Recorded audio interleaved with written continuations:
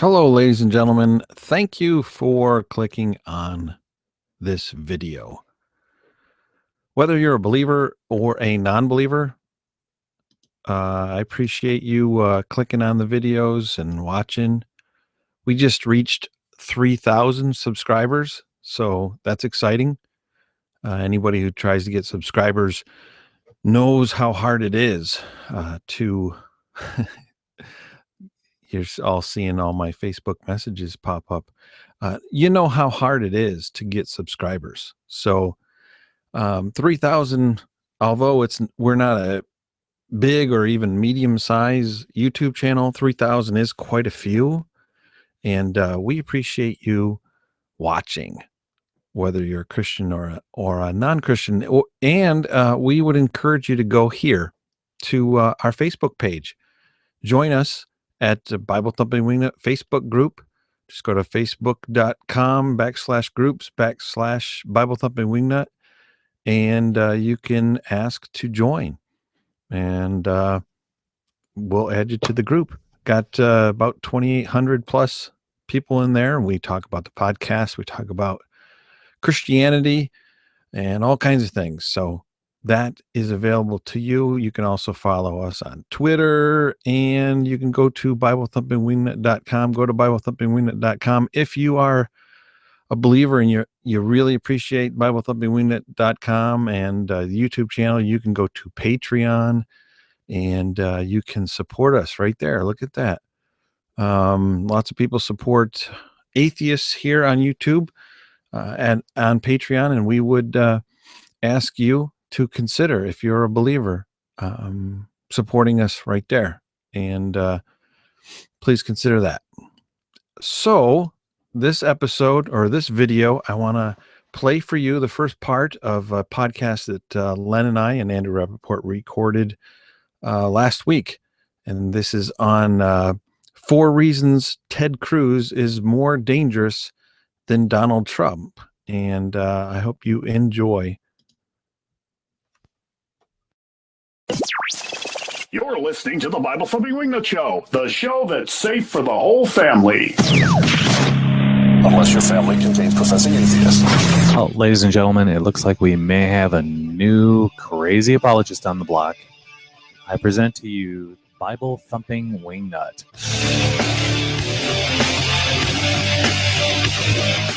Bible Thumping Wingnut. I'm like, where do I know that name? You're that guy who said that atheists don't exist. Bible Thumping Wingnut is manipulative, dishonest, ineffective, and completely incapable of seeing women as equal human beings. Hey, Bible Thumping Wingnut, stay in your man cave and keep studying the book written in the Bronze Age.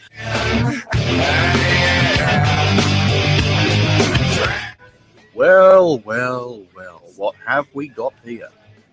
What do we have here? Bible Thumping Wingnut. Stay away from me, never misunderstand me. Welcome, everybody, to episode number 150 of the Bible Thumping Wingnut podcast. The Bible Thumping Wingnut podcast is Len and I. My name is Tim. I am in Pennsylvania, known also as Bible Thumping Wingnut. Len is my co-host, my faithful, trusty, best buddy, Len Pettis. He is in Wisconsin. How are you, Len? You are a rotten liar. I still love you. Oh, whatever. You love me, don't you? Sometimes. We are a ministry of Striving for Eternity, and the third person in the room right now is actually from Striving for Eternity. What are you? The president and founder, right? Andrew Rappaport. That is correct, yes. And yeah, all of a sudden you stop laughing and you speak clearly and like professionally. So that's good. I'm sitting here watching you laugh as I just introduce my buddy, my best friend, Len. We are good friends. It's a good thing there's several states between you. Well, we're looking forward to a podcast for everybody. We're glad you're listening. And what do you want to do first here? Let's Len did what he usually does. Actually minutes before the podcast. Hey, let's talk about this.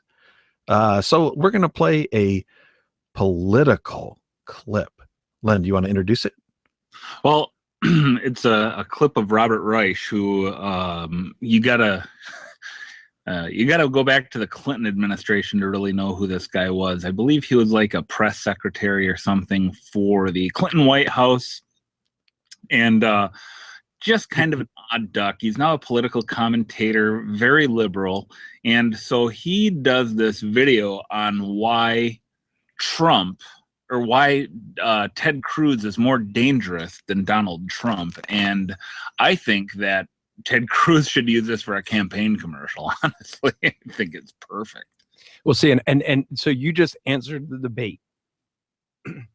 When we listened to it, there was a debate that Tim and I had whether this was parody or whether it's not. But Robert Reich was Secretary of Treasury for Clinton, and there's no way that it was parody. No chance. Thank you. I am so uneducated in politics that I watched it and I said, Andrew, this is parody. Andrew, this is parody. He's making it. He's trying to be funny. He's making an argument for Ted Cruz.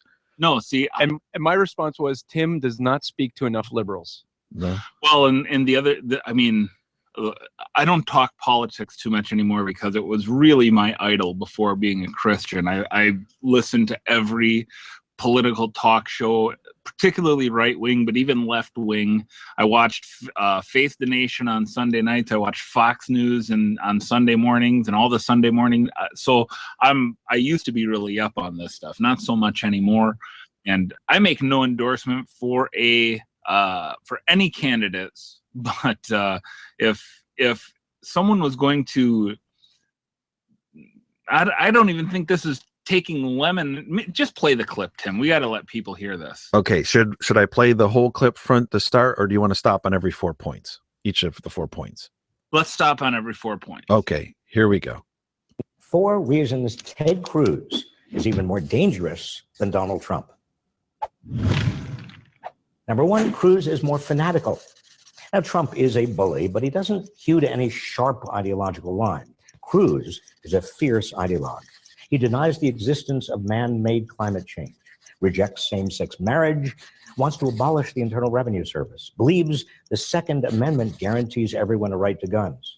He doesn't believe in a constitutional divide between church and state, favors the death penalty, rejects immigration reform, demands the repeal of Obamacare, and Cruz takes a strict originalist view of the meaning of the Constitution.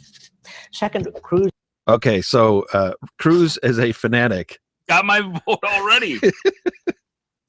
You've got my vote right there. Yes. Trust Ted.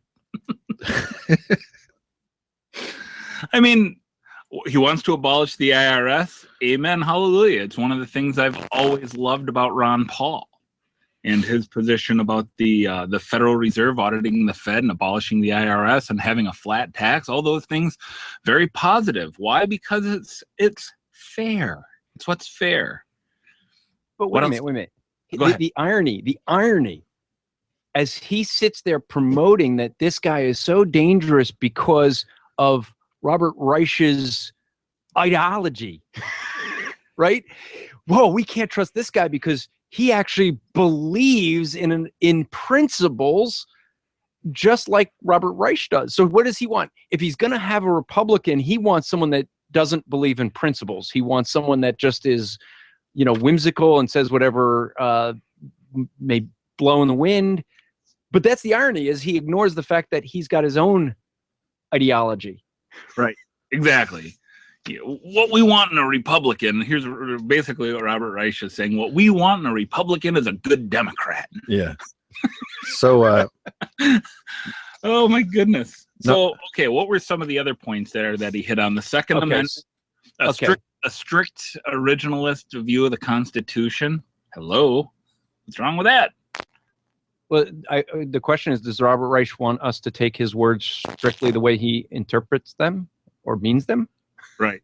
Or we can just interpret them to mean whatever we want. And I got to be honest, I do not know if Ted Cruz truly believes all these things. So let me just say at the outset, I don't know if everything Robert Reich is saying about Ted Cruz is true, but if it is, give me Ted. All right. Well, he's saying, give me Ted. There was one thing that just slipped on in there real quick. And I don't know if it did Len want to really say this, because there was a slip in there about Ted Cruz does not believe in a separation of church and state. Don't know if that's true, but Len, Ted's daddy is a theonomist. Oh, he's a dominionist. That's right. That's right. Ted's daddy is a theonomist, the Dominion theology. Now, we don't know if Ted believes in it, but well, let's talk about what the actual separation of church and state is versus what the Democrats want us to believe that it is. The Democrats want people to believe that the church should have no influence on society. Society being the state, the church should be its own entity over there in the corner and have nothing to do with the world around us, right? That's what Robert Reich means when he says a separation of church and state. What the founders of our nation, when they wanted a separation of church and state, and why this nation was founded, is because of the imposition of state religion on the populace. And the Puritans particularly wanted nothing to do with that. They did not want Anglicanism or Roman Catholicism. So they left. They came to this country. And what they wanted was the state cannot tell us which denominational form my Christianity has to take. That's essentially what it was. I mean, we could say religion in a very general sense, but even in colonial America, it would have been Christianity and nothing else. There wouldn't have been like, oh, well, you can be a Buddhist or you can be a Hindu. Or, no, it would have been some form of Christianity. Well, yeah, I mean, I just saw a program from PBS on called The Pilgrims, and it talked about how the fact that the original founders, the original Pilgrims, came over because they were separatists. They separated. They did not believe in a state-run religion, and they separated. But in that separation, they had to leave England, right? And they went to Holland, and that didn't work out either. And so they came to America, and real interesting. But basically, it was Christian values that had really taken off. And when others came in without that Christian value and tried to, shall we say, they tried to push just making money, that small society failed. That's right. So we're reviewing a video, 4 reasons Ted Cruz is more dangerous than Donald Trump. Point number 1 is Cruz is fanatical. Point 2, which all Christians probably put a red flag up when someone is labeled a true believer. So let's hear what he has to say about point number 2. Is a true believer. Donald Trump has no firm principles except making money, getting attention, and gaining power. But Cruz has spent much of his life embracing radical right economic and political views. Number 3, Cruz is more disciplined and strategic. That was a short one. So it's a good thing to have a president with no principles. Yeah. If he's conservative. Well, the Democratic Party hasn't had principles in 150 years. So no, they do. They do. And that's the thing that Robert Reich is arguing. He has his principles. Right. It's socialism. Right. I'm looking at point 3, which I just paused after he introduced it. Cruz is disciplined and strategic. That's a reason. That's why he's dangerous. Here we go. Strategic. Trump is all over the place, often winging it, saying whatever pops into his mind. Cruz hews to a clear script and a carefully crafted strategy. He plays the long game, as he's shown in Iowa. And Okay, so that one cracks me up. He plays the long game. In other words, the guy doesn't just say whatever comes to his mind and have no meaning behind it. He actually believes what he says. This is basically right. He's a fanatical. He's a true believer. He's disciplined. He actually believes what he says. He's measured, and he's thought it through. Huh? Do we want to have a guy for president that thinks through issues, or just one that just shoot from the hip? I have 3 words for Ted Cruz. How dare you? How dare you? And here's number 4. Fourth and finally, Cruz is a loner who's willing to destroy institutions. Trump has spent his career using the federal government and making friends with big shots, not Cruz. He's repeatedly led Republicans toward fiscal cliffs. In the fall of 2013, his opposition to Obamacare led in a significant way to the shutdown of the federal government. Both men would be disasters for America, but Ted Cruz would be the larger disaster. Didn't he work for Clinton, who refused to sign a budget and brought the shutdown of a government? Yeah, you know why Democrats don't want government shutdown? They're terrified that the population will see that we're just fine without them. Yeah, we don't need the government. Dr. James White commented on this video. He says, one of the best pro-Cruz spots ever. Love it. Well done. Of course, I'm not a socialist, so that explains a lot. Yeah. That's why you thought it was parody, because of James White's comment. No. I thought it was parody before I read James White's comment. I mean, he's a destroyer. Sounds like something you might want in a military leader, the leader of the free world. Do we want a peacemaker? Absolutely. If Ted Cruz is a genuine Christian, and I question that, I question from the soul, from the core of my soul, how Christian anyone running for president has ever been. I believe we were really sold a bill of goods on George W. Bush. I don't think he was a Christian. I still don't think he's a Christian. And I think he exposed that after he was out of office. On the Today Show, he denied the deity of Jesus Christ and the exclusivity of Christianity for salvation. So there's some real problems. What we have to remember as Christians is we are nothing more than a demographic to these people oftentimes. Okay. So do I believe that Ted Cruz is a true believer? I don't know. But I don't have enough information on the man. But if I'm going strictly based off of what Robert Reich says in this little spot here, I'm all for it. Fiscal cliffs. Well, what does that mean? When a Democrat says that Republicans are going to lead us down a fiscal cliff, what that means is that the government gets less of your money. That's all it means. He's going to take, now listen, the government doesn't produce anything, okay? The only way the government gets money is to take it from those who produce. So when he says, so-and-so, XYZ Republican, just put a name in there, they're going to lead us to a fiscal cliff, all that means is that the government gets less of your money, okay? And again, government shutdown is a good thing, okay? It means that there's less stuff going on in your life. Less intervention by the government. I'm a bit of a libertarian in this, not in the sense that I want every drug legalized and prostitution and all that, but I am all about having less government invading my life and invading the church and invading the family and invading the institutions that God ordained. And by the way, the government is one of those institutions, Romans 13, 1 Peter 1. So these are all God ordained institutions, and I don't know how much they're really supposed to blend, Andrew. How much blending should there be between the church, the state, and the family? Well, I think that the issue is that we're subject under God first and then the government. Right. And so that's the thing. And the family is, it's really, we'd say God, family, government. And what we end up seeing in socialism, what we see in this country going on, is a complete reverse. It's putting government as top, and the government's going to run your family, and then eventually tell you what you can believe or not. And you see that all over the place. because just look at what the things he's saying in the video, in this short video, and you hear him. Basically, it's how dare Ted Cruz not believe what we believe? Right. Shame on your principles, Ted Cruz.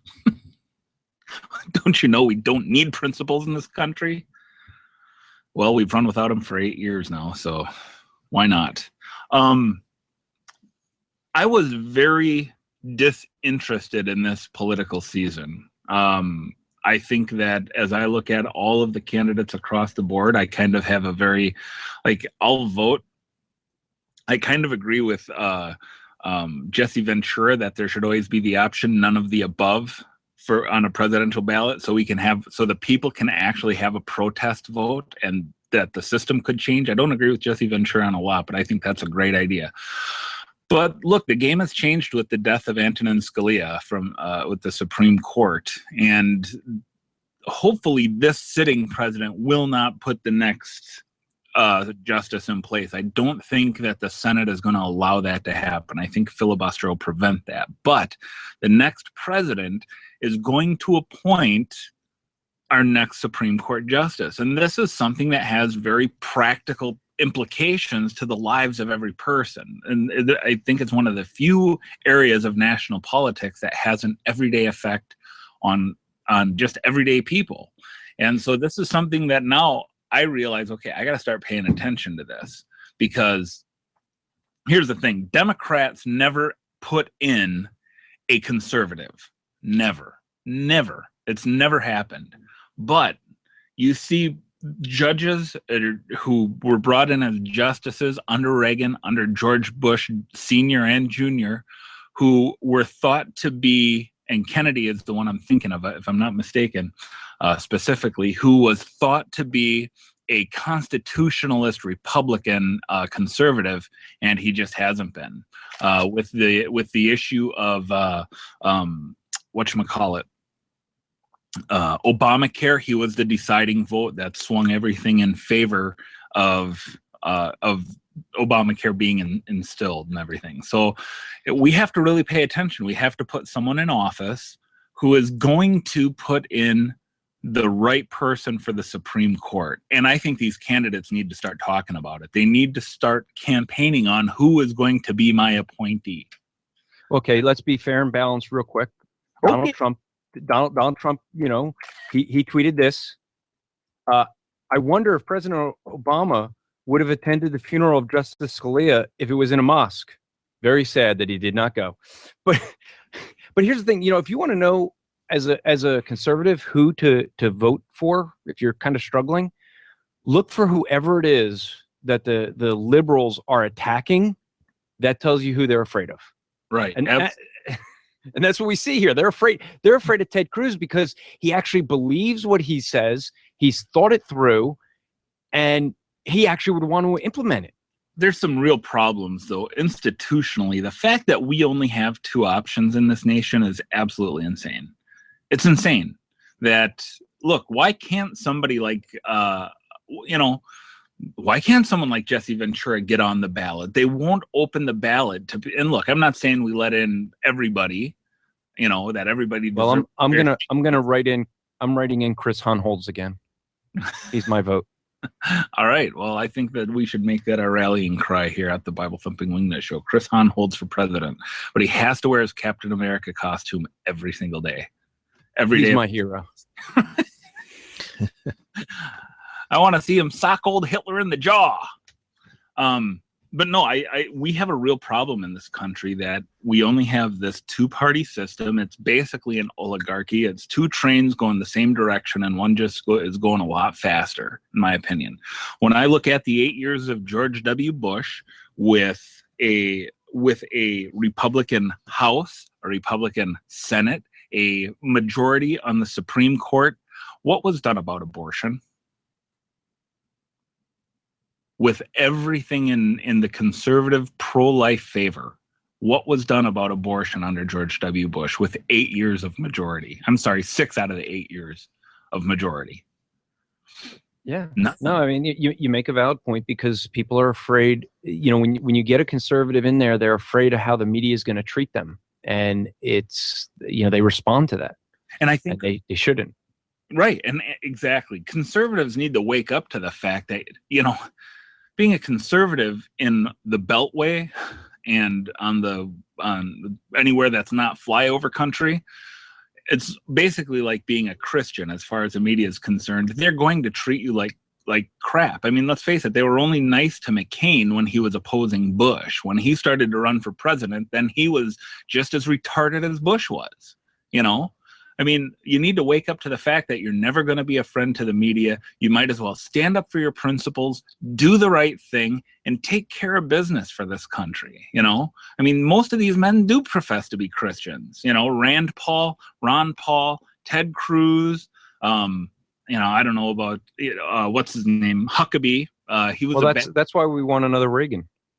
And even Reagan. I mean, some of the social issues Reagan didn't feel he could change. But the reality is that, and this is the one thing, and you're saying how you're not really following as much this political season. I have not either. Part of it because, well, I'm from New Jersey, so getting to vote is like, forget it. They already selected someone by the time I get to vote. But I'm like, why? But I have so much more important things to do than follow this. And the reality, here's the simple reality. The reality is that my hope is not in a government. My hope is not in a candidate. My hope is in a king, King Jesus. Amen. Amen. And that's not to say that we shouldn't be involved in politics, because they affect us as Christians. All right. We have certain rights guaranteed to us by the Constitution that Democrats have no problem ripping away from us. Okay, that you heard Robert Reich say it with the Second Amendment. You heard him say it with a strict originalist view of the Constitution. Okay, so let's say you reject a strict. Well, it's like the Bible, right? Let's say you are a German in the 1930s and you're doing higher textual criticism. All of a sudden, the Bible just becomes with higher criticism. Nothing can be trusted anymore with the Bible, because we don't really know what was said here or there, and that liberalism has just crept into the church. And look at the weakness of the church now. Our country is no different. Just the normal everyday operations of our nation, it's gone extremely liberal.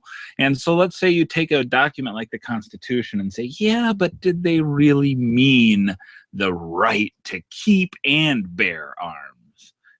Did they really mean, when you look at how Democrats, for example, interpret the First Amendment, they have changed freedom of religion to freedom of worship.